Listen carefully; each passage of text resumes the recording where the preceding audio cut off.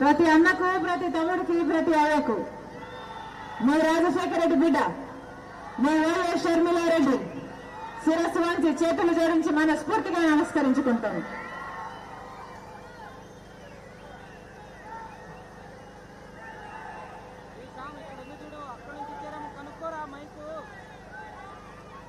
ఐదు సంవత్సరాల క్రితం పులివెందుల్లో జరిగిన దారుణం మీ అందరికీ తెలుసు. వివేకానంద రెడ్డి గారిని ఎంత క్రూరంగా, ఎంత ఘోరంగా గొడ్డలితో 7 సార్లు నరికి చంపిన విషయం మీలో అందరికీ తెలుసు. తెలియని వాళ్ళు ఉన్నారన్నా, మర్చిపోయిన వాళ్ళు ఉన్నారన్నా, ఈ రోజుటికి 5 సంవత్సరాలు అయిపోయింది. ఇప్పటి వరకు న్యాయం జరిగిందా? రాజశేఖర రెడ్డి గారి తమ్ముడు రాజశేఖర రెడ్డి గారు 2 సార్లు ముఖ్యమంత్రి, ఆయన తమ్ముడి విషయంలోనే న్యాయం చేసుకోలేకపోయారు అంటే ఇక రాజశేఖర రెడ్డి గారు కుటుంబం అంతా ఉండి ఏం లాభం అన్న అధికారంలో? జగన్మోహన్ రెడ్డి గారు రాజశేఖర రెడ్డి గారి కొడుకు వివేకానంద రెడ్డి గారు సొంత చిన్నాన. కనీసం వివేకానంద రెడ్డి గారి విషయంలో, సొంత చిన్నాన విషయంలో జగన్మోహన్ రెడ్డి గారు న్యాయం చేశారా? న్యాయం చేశారా? ఈరోజు వివేకానంద రెడ్డి బిడ్డ న్యాయం కోసం తొక్కని గడప లేదు, తట్టని తలుపు లేదు, ఎట్టని మెట్టు లేదు. 5 సంవత్సరాలుగా న్యాయం కోసం పోరాడుతూనే ఉందే. ఇంతింత పెద్ద కొండలు, అధికారంలో ఉన్నవారు పెద్ద పెద్ద కొండల్లాగా తయారయ్యారు. ఇంతింత పెద్దవాళ్ళు అడ్డొస్తుంటే, అడ్డు తగులుతుంటే ఇక న్యాయం ఎట్లా జరుగుతుందన్నా? అమ్మా, ఈరోజు రాజశేఖర రెడ్డి బిడ్డ ఇక్కడ పోటీ చేస్తుంది అంటే ఎందుకు పోటీ చేస్తుంది? న్యాయం కోసం పోటీ చేస్తుంది. న్యాయం కోసం పోటీ చేస్తుంది. ప్రజలందరూ నిర్ణయించుకోవాలి, మీరు న్యాయం వైపా లేక నేరం వైపా? జగన్మోహన్ రెడ్డి గారు 5 సంవత్సరాలుగా అవినాష్ రెడ్డి గారిని కాపాడుతూనే వచ్చారు. ఈ 5 సంవత్సరాలలో అవినాష్ రెడ్డి గారు దోషి అని అక్యూజ్డ్ గా చేర్చింది సిబిఐ. సాక్ష్యాలు, ఆధారాలు అన్ని చూపుతుంది సిబిఐ. సిబిఐ చెప్పిన మాట, గూగుల్ మ్యాప్స్ ఉన్నాయి, చంపిన వాళ్ళు, హత్య చేయించిన వాళ్ళు ఒకే ప్రదేశంలో ఉన్నారు అని సిబిఐ చెప్తుంది. మొన్న అవినాష్ రెడ్డి గారు టీవీ దగ్గరకు వచ్చి గూగుల్ మ్యాప్స్ ఏముంది, 50 మీటర్ల నుంచి 1000 మీటర్ల వరకు తేడా చూపుతుంది అని చెప్పాడు అవినాష్ రెడ్డి గారు. అవినాష్ రెడ్డి గారు ఒక సమాధానం చెప్పాలి. అయ్యా అవినాష్ రెడ్డి గారు, గూగుల్ మ్యాప్స్ 50 మీటర్ల నుంచి 1000 మీటర్ల వరకు తేడా చూపుతుంటే మరి అన్ని సాక్ష్యాలు, ఆధారాలు మీ ఇంటి వైపే ఎందుకు చూపుతున్నాయి? మీ ఇంటిలోనే ఎందుకు చూపుతున్నాయి అని అడుగుతున్నాం. మీరు చెప్పిందే నిజమైతే 1000 మీటర్ల అవతల చూపాలి, కానీ మీ ఇంట్లో ఎందుకు చూపుతున్నాయో అవినాష్ రెడ్డి గారు సమాధానం చెప్పాలి. సిబిఐ చెప్తుంది, చంపిన వాళ్ళు, హత్య చేయించిన వాళ్ళు ఫోన్ కాల్స్ మాట్లాడుకున్నారు, రికార్డ్స్ ఉన్నాయి అని. అవి కూడా బుకాయిస్తున్నాడు అవినాష్ రెడ్డి గారు. మీకు లావాదేవీలు ఉన్నాయని సిబిఐ చెప్తుంది. డబ్బు మార్పిడి జరిపింది, అడ్వాన్స్ తీసుకుంది అని సిబిఐ చెప్తుంది.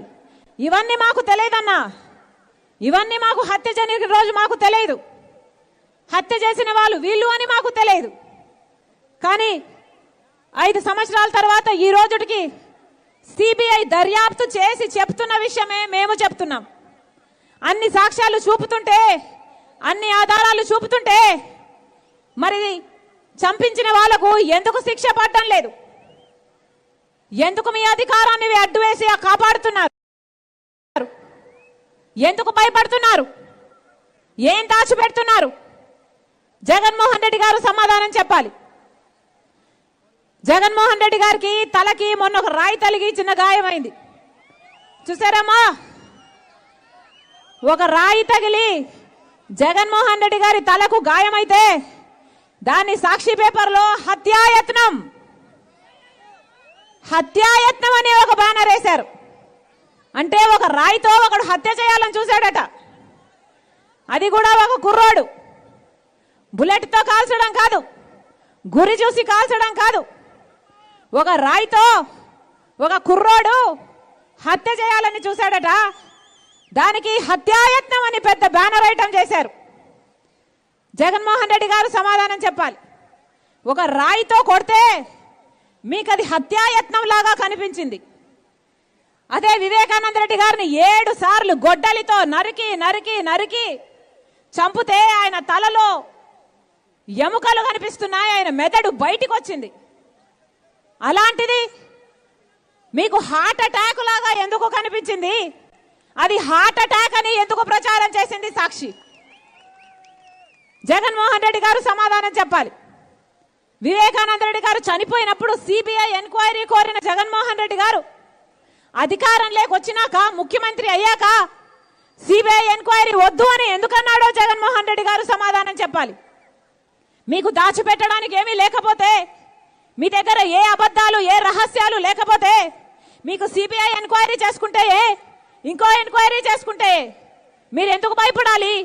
సిబిఐ ఎంక్వైరీ ఎందుకు వద్దనాలి? జగన్మోహన్ రెడ్డి గారు కడప జిల్లా ప్రజలకు, ప్రతి అన్నకు, ప్రతి అక్కకు, ప్రతి చెల్లికి, ప్రతి తమ్ముడికి జగన్మోహన్ రెడ్డి గారు సమాధానం చెప్పాలి. అన్ని సాక్ష్యాలు ఆధారాలు ఉన్నా 5 సంవత్సరాలుగా అవినాష్ రెడ్డి గారిని ఎందుకు కాపాడుతున్నాడో జగన్మోహన్ రెడ్డి గారు సమాధానం చెప్పాలి. అన్ని సాక్ష్యాలు ఆధారాలు ఉన్నా మళ్ళీ అదే అవినాష్ రెడ్డికి ఎంపీ టికెట్ ఎందుకు ఇచ్చాడో జగన్మోహన్ రెడ్డి గారు సమాధానం చెప్పాలి. ఈరోజు చూస్తున్నారు, సమాధానాలు చెప్పాల్సిన జగన్మోహన్ రెడ్డి గారేమో సమాధానాలు చెప్పరు. కానీ ఇంకోవైపు వివేకానంద రెడ్డి గారి వ్యక్తిగత జీవితం గురించి ఎంతగా సోషల్ మీడియాలో ఎంతగా అవమానిస్తున్నారో ఆ పెద్ద మనిషిని చూస్తున్నారు. అసలు ఏం సంబంధం ఎవరికైనా? ఎవరి వ్యక్తిగత జీవితం వారిది కాదా? ప్రజల మనిషి అయితే, ప్రజా నాయకుడైతే ఒక వ్యక్తిగత జీవితం అంటూ ఉండకూడదా? నా వ్యక్తిగత జీవితం నాది, ఈ అన్న వ్యక్తిగత జీవితం ఈ అన్నది, అలాగే మీ వ్యక్తిగత జీవితం మీది. అలాంటప్పుడు వివేకానంద రెడ్డి గారి వ్యక్తిగత జీవితం గురించి మీకెందుకు? కేసు గురించి మాట్లాడే దమ్ముంటే మాట్లాడండి. మీరు చేసిన అభివృద్ధి గురించి మాట్లాడే దమ్ముంటే మీరు మాట్లాడండి. మీకు ఎందుకు ఓట్లేయాలో చెప్పండి. అదంతా మానేసి వివేకానంద రెడ్డి గారి వ్యక్తిగత జీవితము గురించి బయటపెట్టి ఆయనను అంతగా అవమానిస్తున్నారే. అసలు మీకు ఏ హక్కు ఉంది? చనిపోయిన వ్యక్తి, సంజాయిషి ఇచ్చుకోలేని వ్యక్తి, ఆ వ్యక్తి మీద మీరు ఇంతగా దూషణలు చేస్తున్నారే. మీకు తెలియదా వివేకానంద రెడ్డి గారి వ్యక్తిగత జీవితము? మీరు ఎమ్మెల్సీగా పోటీ పెట్టినప్పుడు మీకు ఆయన వ్యక్తిగత జీవితం తెలియదా? అవినాష్ రెడ్డి కోసం ఆఖరి నిమిషం వరకు తిరిగాడే, ఎన్నికల ప్రచారం చేశాడే. అప్పుడు తెలియదా మీకు వివేకానంద రెడ్డి గారి వ్యక్తిగత జీవితం? అప్పుడు గుర్తు రాలేదా? ఇప్పుడు మాత్రమే గుర్తొచ్చిందా? జగన్మోహన్ రెడ్డి గారు సమాధానం చెప్పాలి. మీ కుళ్ళు, మీ కుతంత్రము ఇవన్నీ ప్రజలు గమనిస్తున్నారు. అందుకే చెప్తున్నాం, రాజశేఖర రెడ్డి బిడ్డ కొంగు చాచి అడుగుతుందమ్మా, న్యాయం చేయండి.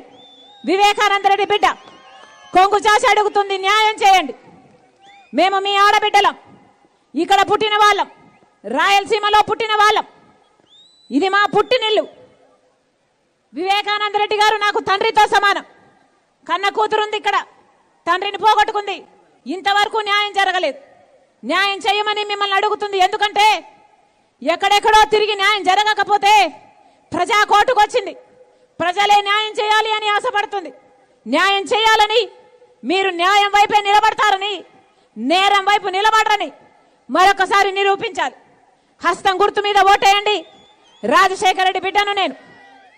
ఎలాగైతే రాజశేఖర రెడ్డి గారు మీకు సేవ చేశాడు, రాజశేఖర రెడ్డి బిడ్డ మాటిస్తుంది, మీరు నన్ను గెలిపిస్తే మీ బిడ్డనైతా, మీ బలమైతా, మీ బాధ్యతను నా భుజాన వేసుకుంటా, మీకు అండగా నిలబడతా, మీ గొంతునైతా, మీకోసం కొట్లాడతా, మీకోసం పనిచేస్తా, మీ మధ్యలోనే బతుకుతా. రాజశేఖర రెడ్డి బిడ్డను ఎంపీని చేస్తారో, లేకపోతే అక్యూజ్డ్ గా చేర్చిన అవినాష్ రెడ్డిని ఎంపీని చేసుకుంటారో తీర్పు మీరే ఇవ్వండి. మళ్ళీ చెప్తున్నాం, కాంగ్రెస్ పార్టీ ఎమ్మెల్యే అభ్యర్థి అఫ్జల్ ఖాన్ అన్నాం.